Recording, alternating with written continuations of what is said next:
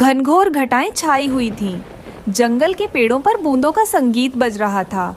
जहां बाकी पक्षी घोंसलों में दुबके थे, वहीं रीमा चिड़िया का घर किसी अजूबे से कम नहीं था। उसने तिनकों, मिट्टी और छोड़ी हुई लकड़ी की छोटी छोटी फट्टियों से एक ऐसा घर बनाया था जो बिल्कुल इंसानों के बंगले जैसा दिखता था। छत पर ढलान, छोटी सी खिड़की और सामने एक नन्हा सा बरामदा था। रीमा चिड़िया अपने पति का इंतजार कर रही थी। बाहर बारिश की रफ्तार तेज हो गई थी। माँ देखो ना, हमारा घर कितना सुंदर है। बाकी सब तो भीग रहे होंगे, लेकिन हम यहाँ कितने सुरक्षित हैं। छुटकी बेटा, खिड़की के सामने से हट जाओ। बारिश की पानी की वजह से तुम्हारी तबीयत खराब हो सकती है। तभी बारिश में भीगता हुआ टुन्नू कुछ फल लेकर वापस अपने घर आ जाता है। पापा आ गए। मम्मा देखो ना, पापा कुछ मजेदार फल लेकर आई है। आज बाहर हवा बहुत तेज है। मैंने पीछे वाली दीवार को पत्थर लगाकर और मजबूत कर दिया है। तुम थक गए हो कि टुन्नू? अंदर आओ, बारिश और ज्यादा बढ़ सकती है। वो लोग अपने मजबूत से घर में आराम से बैठे हुए थे। वहीं दूसरी तरफ कबूतर, लूसी और पिंकी का घर टूट चुका था, जिसके कारण वो लोग भागे भागे सीधा रीमा के घर आ जाते हैं। वो लोग दरवाजा खटखटाने लगते हैं। रीमा बहन, जल्दी से दरवाजा खोलो। अरे रीमा, ये तो लूसी का गला लग रहा है। हाँ टुन्नू जी, मुझे लगता है कि बारिश के कारण लूसी का घर टूट चुका है। जाइए, जल्दी दरवाज़ा खोलिए। रीमा, हमारा घोंसला तो उस पुराने बरगद पर था। हवा ने उसे तहस नहस कर दिया। लूसी बहुत डरी हुई है। मुझे अपनी चिंता नहीं है, पर इतनी ठंड में हम रात कहाँ बिताएंगे? अरे, तुम दोस्त हो या मेहमान? अंदर आओ, मेरा घर बड़ा है। यहाँ तुम दोनों के लिए पूरी जगह है। मैंने पहले ही कहा था कि रीमा का बनावट कमाल का है। लूसी, तुम फिक्र मत करो, यहाँ गर्मी भी है और खाना भी। सारे लोग अंदर आ जाते हैं, आकर आराम से बैठ जाते हैं। पेड़ के दूसरी तरफ कालू कौवा, उसकी पत्नी गोरी और बेटा जग्गू बारिश में भीगते हुए बातें कर रहे थे। देखो उसे, इंसानों की तरह घर बनाकर रानी बनी बैठी है और हम यहाँ कीचड़ में पड़े हैं। सुना है उसने अंदर बहुत सारा अनाज जमा किया है। जग्गू बेटा, कुछ ऐसा करो कि उसका घर टूट जाए। पिताजी, मैं अभी जाकर उसकी छत के तिनके खींच लाता हूँ। एक बार पानी अंदर गया तो सब बाहर भागेंगे। तोता पेड़ की एक खोकर के अंदर बैठकर ये सब देख रहा था। वो कभी रीमा की मदद करता था तो कभी कालू के साथ दाने चुगता था। कालू गलत कर रहा है, पर अगर मैं रीमा को बताने गया तो कालू मुझे नहीं छोड़ेगा। लेकिन रीमा ने मुझे पिछली गर्मियों में पानी पिलाया था। नहीं, मुझे सही का साथ देना होगा। जग्गू चुपके से रीमा के घर की छत पर पहुंचा और अपनी चोंच से छत को कुरेदने लगा। ये कैसी आवाज है? रीमा, कोई ऊपर है? तभी तोता चिल्लाया, सावधान टुन्नू, जग्गू तुम्हारी छत तोड़ रहा है। टुन्नू तुरंत बाहर आ जाता है, आकर रंगे हाथ जग्गू को पकड़ लेता है। तभी दूसरी तरफ से कालू और गोरी भागे भागे अपने बेटे को बचाने के लिए आ जाते हैं। कालू, अपनी ओछी हरकतें बंद करो। अगर मेरे परिवार को आँच आई तो इस जंगल में तुम्हारी खैर नहीं। चलो जग्गू, यहाँ दाल नहीं गलेगी। कालू और गौरी वापस अपने घर आ रहे थे। बारिश और तेज हो गई। अचानक एक पेड़ की टहनी टूटने की आवाज आई। वो टहनी सीधे कालू और जग्गू के ऊपर आकर गिर जाती है। गौरी असहाय थी। बचाओ, कोई मेरे बेटे और पति को बचाओ। तभी रीमा और टुन्नू बाहर निकले। कबूतर भी साथ था। सबने मिलकर भारी टहनी को हटाया और कालू और जग्गू को सुरक्षित बाहर निकाला। रीमा, टुन्नू, हम तुम्हें नुकसान पहुंचाना चाहते थे और तुमने मेरी और मेरे बेटे की जान बचाई। घर ईंटों या तिनकों से नहीं, बड़े दिल से बनता है कालू। बारिश सबके लिए है और मुसीबत भी। चलो तुम भी मेरे साथ चलो, मेरे मजबूत से घर में। बारिश अब धीमी हो गई थी। मिट्टी की सौंधी महक हवा में घुल चुकी थी। रीमा के उस इंसानी घर में आज सिर्फ उसके दोस्त ही नहीं, बल्कि उसके दुश्मन भी शरण लिए हुए थे। रीमा, तुमने आज सिर्फ घर नहीं, सबका दिल जीत लिया और ये साबित कर दिया कि बुद्धि और दया साथ मिल जाए तो जंगल भी स्वर्ग बन जाता है। माँ, क्या आप कालू अंकल हमारे दोस्त बन गए? हाँ बेटा, जब नफरत भीग जाती है तो सिर्फ प्यार बचता है। सब साथ मिलकर भोजन करने लगे। रीमा का घर रोशनी और खिलखिलाहट से भर गया। बाहर चांद बादलों से झांक रहा था, जैसे इस अनोखे घर को दुआ दे रहा हो। रीमा ने बारिश आने से पहले ही अपना मजबूत घर तैयार कर लिया था। ये हमें सिखाता है कि जो लोग भविष्य की चुनौतियों के लिए पहले से तैयारी करते हैं, वे मुश्किल समय में विचलित नहीं होते। आलस्य को त्याग कर की गई मेहनत ही कठिन समय में सुरक्षा कवच बनती है। जंगल में कुदरत का कहर बरसा था।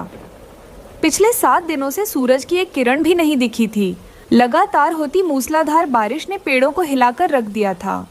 रीमा चिड़िया अपने छोटे से घोंसले में सिमटी हुई थी। उसके पास एक उसका अपना अंडा था और एक विशाल अंडा जो माही चील का था। जब माही चील की मौत हुई तो रीमा ने सिर्फ एक अंडा नहीं उठाया था, बल्कि एक चुनौती उठाई थी। घोंसले में हलचल हुई। पहले रीमा की बेटी चुटकी बाहर आई और फिर एक भारी आवाज के साथ चीलू का जन्म हुआ। चीलू का आकार चुटकी से 3 गुना बड़ा था। उसे पालना रीमा के लिए पहाड़ चढ़ने जैसा था। माँ, बहुत ठंड है। ये बड़ा सा पक्षी कौन है? ये मुझे डरा रहा है। डरो मत चुटकी, ये तुम्हारा भाई है। चीलू बेटा डरो मत, मैं तुम्हारी माँ हूँ। माँ, बहुत भूख लगी है। बारिश के कारण कीड़े मकोड़े मर चुके थे। रीमा दाने की तलाश में निकली तो उसे रास्ते में उसका दोस्त भोला कबूतर और उसकी पत्नी लूसी मिले। भोला भाई, क्या कहीं कुछ खाने को मिला? मेरे बच्चे भूखे हैं। रीमा बहन, अनाज तो सब सड़ गया, पर तुम उस चील के बच्चे को क्यों पाल रही हो? वो बड़ा होगा तो तुम्हें ही खा जाएगा। हाँ रीमा, देखो मैं अपने बच्चों के लिए कितनी परेशान रहती हूँ। उस शिकारी को छोड़ दो, वरना कोई पक्षी तुम्हारी मदद नहीं करेगा। तभी वहाँ पर पिंकी कौवी आ जाती है और वो रीमा से कहती है, सुनो रीमा, कालू और मैंने फैसला किया है कि तुम्हें इस इलाके से जाना होगा। तुम्हारी वजह से मौत हमारे सर पर मंडरा रही है। पिंकी, तुम तो समझदार हो। क्या बच्चा अपनी फितरत चुनकर पैदा होता है? अगर मैं इसे छोड़ दूं तो मैं माँ कहलाने के लायक नहीं रहूंगी। कालू कौवा और उसकी पत्नी गोरी ने मिलकर योजना बनाई कि जब रीमा खाने की तलाश में दूर जाएगी तो वे चीलू को घोंसले से धक्का दे देंगे। गोरी, जैसे ही बिजली कड़के तुम रीमा का ध्यान भटकाना, मैं उस भारी चूजे को नीचे गिरा दूंगा। इस तरह हमारे सर दर्द चली जाएगी और हमारा बेटा जग्गू और हमारे अंडे सुरक्षित रह पाएंगे। अरे वाह मेरे सुंदर पति, आपका उपाय तो बहुत अच्छा है। ठीक है जी, वैसे भी वो चील का बच्चा हमारे अंधों के लिए खतरा है। बिजली कड़की, तूफान और तेज हो गया। कालू और गोरी रीमा के घोंसले की तरफ बढ़े, लेकिन तभी कुदरत ने करवट बदली। जिस डाल पर कालू और गोरी का घोंसला था, वो घोंसला हवा के कारण इधर से उधर हिलने लगता है। अंदर तो जग्गू था, वो तो बहुत डर जाता है। माँ, बचाओ बचाओ, पापा बचाओ, मुझे बहुत डर लग रहा है, मैं उड़ जाऊंगा, बचाओ। और तेजी से एक हवा का झोंका आ जाता है, जिसके कारण उनका घोंसला हवा में उड़कर दूसरी तरफ जाने लगता है। ये सब गोरी और कालू देखकर रोने लग जाते हैं और मदद के लिए पुकारने लगते हैं। कालू और गोरी चीखने लगे, कोई बचाओ, कोई बचाओ, कोई मेरे बेटे को और मेरे अंडों को बचाओ। कालू जी देखिए, कालू जी, मेरा जग्गू, मेरा अंडे उड़कर कहीं जा रहे हैं, कोई बचाओ। पूरा जंगल तमाशा देख रहा था, पर किसी में हिम्मत नहीं थी कि उस तेज बहाव और बारिश में उन्हें बचाए। रीमा भी बेबस थी। तभी नन्हा चीलू, जिसके पंख अभी पूरी तरह नहीं खुले थे, उसने एक तेज और लंबी उड़ान भरी। चीलू, नहीं बेटा, बहुत खतरा है। चीलू ने अपनी माँ की बात नहीं सुनी। उसने अपनी चील वाली ताकत का इस्तेमाल किया। उसने हवा के थपेड़ों को चीरा और उस घोंसले को अपने पंजों से पकड़ लिया। चीलू ने अपनी जान की बाजी लगा दी और डूबते हुए कालू गोरी के घोंसले को एक पेड़ के पास लाकर रख दिया। चाचा चाची, अब आपका बेटा और अंडे अब सुरक्षित है। माँ कहती है कि हम सब एक ही जंगल का हिस्सा हैं। मुझे माफ कर दो चिल्लू बेटा, आज से तुम मेरे बेटे हो। तुम जो चाहोगे मैं इस जंगल से वो लाकर तुमको खिलाऊंगी। आज से तुम्हें किसी भी चीज की कमी होने नहीं दूंगी। अगली सुबह बारिश थम गई। आसमान साफ था। कालू और गोरी शर्मिंदगी से झुके हुए रीमा के पास आए। उनके पीछे पिंकी कौवी, भोला और लूसी भी थे। उनके हाथों में थोड़े बहुत दाने और फल थे जो उन्होंने बचा कर रखे थे। रीमा, मुझे माफ कर दो। मैं जिसे मौत समझ रहा था वही मेरी जिंदगी बनकर आया। चीलू ने आज हम सबकी आंखें खोल दी। आज से हम लोग चीलू को कुछ भी चीज की कमी नहीं होने देंगे। इसीलिए आज हम लोग अनाज लेकर आए हैं चीलू के लिए। वाकई रीमा, तुम जीत गई। तुम्हारी ममता ने एक शिकारी को रक्षक बना दिया। आज से चीलू भी हमारा परिवार है। माँ देखो, सब भाई के लिए खाना लाए हैं। आज से इस जंगल में कोई दुश्मन नहीं है। चीलू और चुटकी, तुम दोनों मेरे दो हाथ हो, एक छोटा और एक बड़ा, पर दोनों मेरे दिल के करीब। जंगल में अब खुशी का माहौल था। चीलू अब सिर्फ एक चील नहीं था, वो जंगल का रखवाला था। रीमा चिड़िया की छोटी सी दुनिया अब पूरे जंगल का परिवार बन चुकी थी। ममता का कोई रंग या नस्ल नहीं होती। एक माँ का प्यार नफरत को भी अपनेपन में बदल सकता है। सुंदरवन के जंगल में इस बार जाड़ा कुछ पहले ही आ गया था। आसमान से रुई के फाहों जैसी बर्फ गिर रही थी और पूरा जंगल सफ़ेद चादर में लिपटा हुआ था। ठंडी हवाएं तीखे बाणों की तरह चल रही थीं। पेड़ की डालियां बर्फ के बोझ से झुकी हुई थीं। ऐसे जानलेवा मौसम में रीमा चिड़िया और उसका छोटा सा परिवार एक कमज़ोर से घोंसले में ठिठुर रहा था। टुन्नू जी देखिए ना, हमारी छोटी सी छुटकी कैसे ठंड से नीली पड़ रही है। ये तिनकों का घोंसला अब इस बर्फीली हवा को नहीं रोक पा रहा। तुम सच कह रही हो रीमा, हवा सीधी हड्डियों में चुभ रही है।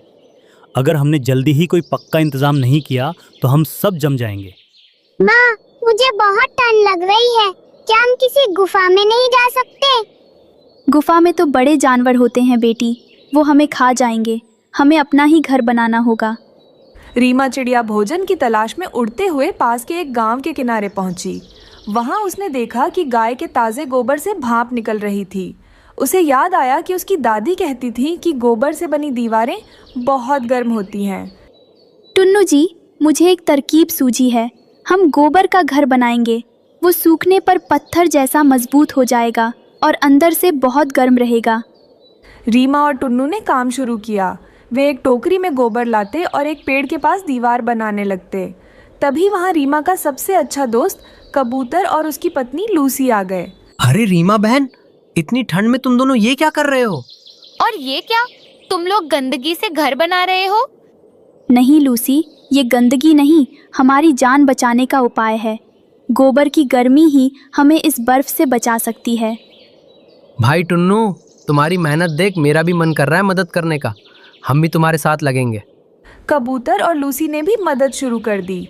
तभी वहाँ रीमा की एक बहुत ही भोली और मासूम दोस्त पिंकी कव्वी आ गई। पिंकी कव्वी स्वभाव से बहुत अच्छी थी। बिल्कुल अपने काले रंग के विपरीत उसका मन उजला था। रीमा दीदी, मैं क्या करूं? मुझे भी काम दो ना। मुझे बर्फ में खेलने में मजा आ रहा है, लेकिन आपकी मदद भी करनी है। पिंकी, तुम बस छत के लिए नरम सूखी घास जमा कर दो। सब मिलकर काम कर रहे थे, लेकिन पास ही की डाल पर बैठा कालू कौवा और उसकी पत्नी गोरी कौवी ये सब देख रहे थे और जोर जोर से हंस रहे थे। देखो गोरी, ये बेवकूफ चिड़िया गोबर के महल बना रही है। छी, कितनी बदबू आएगी इसमें। सही कहा कालू जी, हमने तो अपना घोंसला सबसे ऊंचे पेड़ की सबसे ऊपरी डाली पर बनाया है ताकि हम दुनिया को देख सकें। ये लोग तो कीड़ों की तरह गंदगी में रहेंगे। कालू भाई, हंसी मत उड़ाओ। वक्त आने पर पता चलेगा कि किसकी समझदारी काम आई। 2 दिन की कड़ी मेहनत के बाद रीमा का गोबर का घर तैयार हो गया। गोबर सूखकर सख्त हो गया था और अंदर एक अजीब सी गर्माहट थी। बाहर बर्फ का तूफान अब और भी भयानक हो चुका था। शाम ढलते ही जंगल में सन्नाटा छा गया। सिर्फ हवा की साए साए और एक भयानक आवाज़ गूंज रही थी, एक दुष्ट चीलक की आवाज़। आज तो बहुत ठंड है, शिकार भी नहीं मिल रहा। कोई भी छोटा पक्षी मिल जाए तो मेरा पेट भर जाए। रीमा, टुन्नू, छुटकी, कबूतर, लूसी और पिंकी कौवी सब उस छोटे लेकिन मजबूत और गर्म गोबर के घर में दुबके बैठे थे और गर्माहट थी। माँ, अब बिल्कुल ठंड नहीं लग रही। ये घर तो बहुत अच्छा है। सच में रीमा, मुझे तो विश्वास ही नहीं हो रहा कि बाहर तूफान है और हम यहाँ मजे में हैं। और देखो, दीवारों से अब खुशबू आ रही है, सोंधी सोंधी। दूसरी तरफ कालू कौवा और गोरी कौवी का हाल बुरा था। उन्होंने अपना घोंसला सबसे ऊपरी डाली पर बनाया था, जहाँ ठंडी हवा के थपेड़े सबसे ज्यादा लग रहे थे। अचानक आए तूफान के एक झोंके ने उनके फैंसी घोंसले को तिनका तिनका करके उड़ा दिया। बचाओ, मेरा घर उड़ गया। गोरी, तुम ठीक हो? मेरे पंख जम रहे हैं कालू जी, हम कहाँ जाएं? वे दोनों जान बचाने के लिए नीचे की तरफ भागे। तभी उस दुष्ट चील की नजर उन पर पड़ गई। आहा, आज का खाना मिल गया, 2 मोटे कौवे। भागो गोरी, वो शैतान चील हमारे पीछे है। कालू और गोरी अपनी जान बचाने के लिए इधर उधर उड़ने लगे, लेकिन ठंड की वजह से उनकी रफ्तार कम हो गई थी। चील उनके बेहद करीब आ चुकी थी। उनकी नजर सामने बने रीमा के मजबूत घर पर पड़ी। रीमा बहन, टुन्नू भाई, दरवाजा खोलो, हमें बचा लो, चील हमें खा जाएगी। पिंकी, लूसी, प्लीज दरवाजा खोलो, हम माफी मांगते हैं।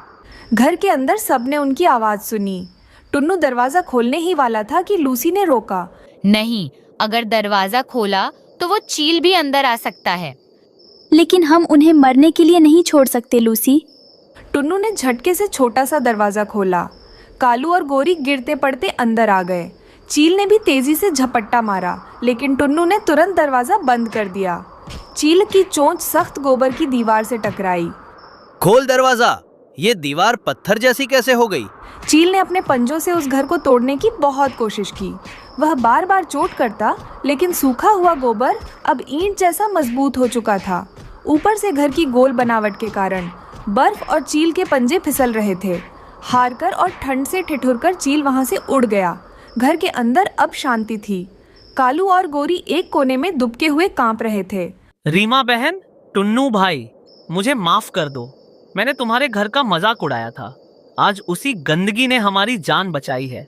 हाँ, हमारा ऊंचा और सुंदर घोंसला एक पल में उड़ गया, लेकिन तुम्हारी मेहनत और समझदारी ने हम सबको बचा लिया। कोई बात नहीं कालू भाई, मुसीबत में ही पता चलता है कि कौन अपना है। ये घर सिर्फ मेरा नहीं, हम सबका है। कालू अंकल, आप रोना बंद करो। देखो, माँ ने हम सबके लिए दाने जमा करके रखे हैं। सही कहा, विपत्ति में अहंकार नहीं, साथ काम आता है। उस रात बाहर बर्फीला तूफान और भी तेज हो गया था, लेकिन अंदर का माहौल पूरी तरह बदल चुका था। वहाँ अब कोई दुश्मन नहीं था, सब दोस्त थे। रीमा, टुन्नू, छुटकी, कबूतर, लूसी, पिंकी, कालू और गोरी सब एक साथ मिलकर मज़े से दाना चुग रहे थे और कहानियाँ सुना रहे थे। पिंकी कौवी अपनी मासूम बातों से सबको हंसा रही थी। सुबह हुई तो मौसम साफ हो चुका था। सूरज की किरणें बर्फ पर चमक रही थीं। रीमा का गोबर का घर सोने की तरह दमक रहा था। उस दिन जंगल के सभी पक्षियों ने सीखा कि दिखावे से ज़्यादा मजबूती और समय पर की गई मेहनत काम आती है। और सबसे बड़ी बात, सच्चा दोस्त वही है जो बुरे वक्त में दरवाज़ा बंद न करे। जंगल में कड़ाके की ठंड पड़ रही थी। चारों तरफ बर्फ़ की सफ़ेद चादर बिछी हुई थी। पेड़ पौधे सब बर्फ़ से ढके थे और ठंडी हवाएं हड्डियों को कंपा देने वाली थीं। इसी बर्फीले तूफान के बीच एक पुराने पेड़ पर रीमा चिड़िया और टुन्नू का घोंसला था। घोंसले में एक कीमती अंडा रखा था और उसकी हिफाजत रीमा की बूढ़ी माँ कर रही थी। माँ, हवा बहुत तेज़ है, आप अंडे के ऊपर से हट जाइए, मैं बैठ जाती हूँ। आपकी तबीयत वैसे भी ठीक नहीं है। नहीं रीमा बेटी, तुम अभी जवान हो, तुम्हें भोजन की तलाश में जाना होगा। मेरे शरीर में अब ज़्यादा जान नहीं है, लेकिन मेरे पंखों में अभी भी इतनी गर्मी है कि मैं अपनी नाती या पोते को इस बर्फ से बचा सकूं। सासू माँ, आप बहुत ज़िद्दी हैं। बाहर देखिए, बर्फ रुकने का नाम नहीं ले रही। हमारे पास खाने के लिए एक भी दाना नहीं बचा है। टुन्नू बेटा, तुम और रीमा जाओ, पिंकी और कबूतर के साथ मिलकर कुछ ढूंढो। फिक्र मत करो, जब तक मेरी सांस चल रही है इस अंडे को आज भी नहीं आने दूंगी। ठीक है माँ, हम जल्दी वापस आएंगे, अपना ख्याल रखना। रीमा और टुन्नू भारी मन से उड़ जाते हैं। नानू चिड़िया अपने कांपते पंखों से अंडे को पूरी तरह ढक लेती है। दूसरी तरफ कालू कौवा और उसकी पत्नी गोरी ठंड से बेहाल थे। वे दोनों स्वभाव से बहुत आलसी और दुष्ट थे, लेकिन कालू की माँ बहुत ही नेक दिल और समझदार थी। कालू जी, मुझे बहुत तेज भूख लगी है। इस बर्फ में तो कोई कीड़ा भी बाहर नहीं निकल रहा। अगर आज खाना नहीं मिला तो मैं मर जाऊंगी। अरे भाग्यवान, थोड़ा सब्र करो। मैंने देखा है कि रीमा, चिड़िया और टुन्नू बाहर गए हैं। उनके घोंसले में एक बड़ा सा अंडा है और वहाँ सिर्फ वो बुढ़िया बैठी है। खबरदार कालू, अगर तुमने उस बेचारी बूढ़ी चिड़िया या उसके अंडे को हाथ भी लगाया, पाप लगेगा तुझे। दूसरों का घर उजाड़ कर अपना पेट भरना कभी फलदायी नहीं होता। माँ, तुम तो चुप ही रहो, तुम्हारे धर्म कर्म से पेट नहीं भरता। गोरी, चलो मेरे साथ, आज तो दावत होगी। हाँ चलिए, वो बुढ़िया हमारा क्या क्या बिगाड़ लेगी। कालू और गोरी अपनी बूढ़ी माँ की बात अनसुनी करके वहाँ से उड़ जाते हैं। वो बूढ़ी माँ दुखी होकर भगवान से प्रार्थना करती है और उनके पीछे धीरे धीरे उड़ती है। रीमा और टुन्नू की मुलाकात उनके दोस्तों से होती है। कबूतर, उसकी पत्नी लूसी और पिंकी कौवी सब मिलकर बर्फ के नीचे दबे दाने ढूंढ रहे थे। रीमा, तुम इतनी परेशान क्यों लग रही हो? पिंकी, मुझे माँ की बहुत चिंता हो रही है। वो बहुत बूढ़ी हैं और ठंड बहुत ज़्यादा है। वो अंडे को छोड़कर हिल भी नहीं रहीं। रीमा, तुम डरो मत, बड़ों का आशीर्वाद बहुत ताकतवर होता है। चलो, मुझे वहाँ थोड़ा सूखी लकड़ियाँ और कुछ बेरीज मिली है। हाँ, हम सब मिलकर चलते हैं। लकड़ियों से तुम्हारे घोंसले में थोड़ी गर्मी हो जाएगी। धन्यवाद दोस्तों, तुम लोग सच में बहुत अच्छे हो। तभी अचानक मौसम और खराब हो जाता है। तेज आंधी चलने लगती है। अरे नहीं, ये तो बर्फीला तूफान है। हमें जल्दी घर लौटना होगा, वरना हम सब बर्फ में जम जाएंगे। इधर रीमा के घोंसले पर खतरा मंडरा रहा था। कालू और गोरी वहां पहुंच चुके थे। बूढ़ी चिड़िया बर्फ से लगभग जम चुकी थी, लेकिन उसने हिलना बंद नहीं किया था। अरे ओ बुढ़िया, हट जा वहाँ से, हमें वो अंडा दे दे, वरना तेरी हड्डियों का चूरा बना दूंगा। कालू, चले जाओ यहाँ से, ये मेरे बच्चे की निशानी है। कालू जी, बातों में समय बर्बाद मत करो, इसे धक्का दो और अंडा उठा लो। मैं मर जाऊंगी, पर तुम्हें इसे छूने नहीं दूंगी। कालू ने अपनी चोंच से बूढ़ी चिड़िया पर हमला किया। बूढ़ी चिड़िया दर्द से कराह उठी, लेकिन उसने अंडे को अपने सीने से और कसकर लगा लिया। नहीं, तुम इसे नहीं ले जा सकते। कालू ने बूढ़ी चिड़िया के पंख नोचने शुरू कर दिए। बुढ़िया खून से लथपथ हो गई थी, लेकिन उसने हार नहीं मानी। कालू जैसे ही बूढ़ी चिड़िया को घोंसले से नीचे गिराने वाला था, तभी वहां एक जोरदार आवाज आई। कालू की माँ वहां आ पहुंची। रुक जा दुष्ट! उसने अपनी पूरी ताकत से कालू के सिर पर एक सूखी टहनी दे मारी। आह माँ, तुम मुझे क्यों मार रही हो? शर्म नहीं आती तुझे, एक बूढ़ी और लाचार माँ पर हमला करते हुए? थू है तेरी ऐसी ताकत पर। देख उस माँ को, अपनी जान देकर भी वो अपने परिवार की रक्षा कर रही है, और एक तू है जो दूसरों को मारकर जीना चाहता है।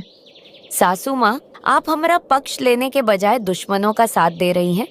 चुप कर कुलच्छनी, जो गलत है वो गलत है। अगर तुम दोनों ने अब एक कदम भी आगे बढ़ाया तो मैं भूल जाऊंगी कि तुम मेरे बेटे बहू हो। कालू और गोरी अपनी माँ का रौद्र रूप देखकर डर गए और पीछे हट गए। उसी समय रीमा, टुन्नू और उनके दोस्त कबूतर, लूसी, पिंकी भी वहां पहुंच गए। उन्होंने बूढ़ी चिड़िया की हालत देखी तो सन्न रह गए। लेकिन तभी एक चमत्कार हुआ। घमासान और शोर के बीच वह अंडा हल्का सा हिला। उसमें दरार पड़ी और एक नन्ही सी चोंच बाहर आई। अंडा से एक सुंदर सी नन्ही चिड़िया बाहर निकली। यह छुटकी थी। बूढ़ी चिड़िया, जो अब तक दर्द से कराह रही थी, नन्ही छुटकी को देखकर अपना सारा दर्द भूल गई। मेरी नन्ही परी, मेरी छुटकी आ गई। माँ, आपने इसे बचा लिया। आपने अपनी जान पर खेलकर इसे बचाया।